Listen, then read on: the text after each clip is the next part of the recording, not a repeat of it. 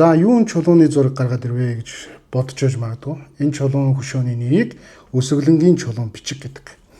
Египтийн өмнөд хэсэгт орших Асуаны ойролцоох Сихал арал дээрээс олдсон энэ чулуун хөшөөн дээр 7 жилийн гамшиг цөхөрсөн фарао асуудлыг шийдсэн ухаалаг удирдагч гэдэг ийм агуулгатай.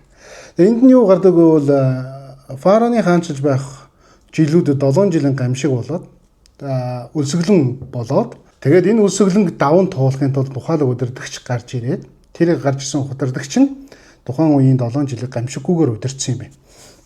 Тэгээ энэ түүхийг харахаар юу санаанд орж байгаа тань тодорхой байх. Энэ бол мэдээж Библиэл дээр гардаг Йосефийн түүх те.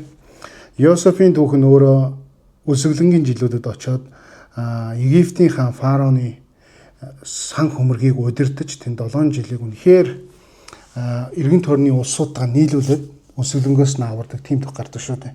Харин яг энэ түүх энэ бичгтэр тэр чигээр байж идэм. Гэхдээ энэ мэдээж Йосефийн нэрийг бол бичээгүй. Тийм удирдагч гарч ирсэн тухай өгүүлсэн байт юм.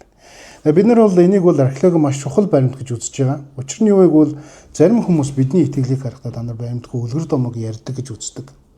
Гэхдээ бидний яриадаг тэр үлгэр домог маань археологийн олдроор ингэж баталгаажсан байгаа шүү.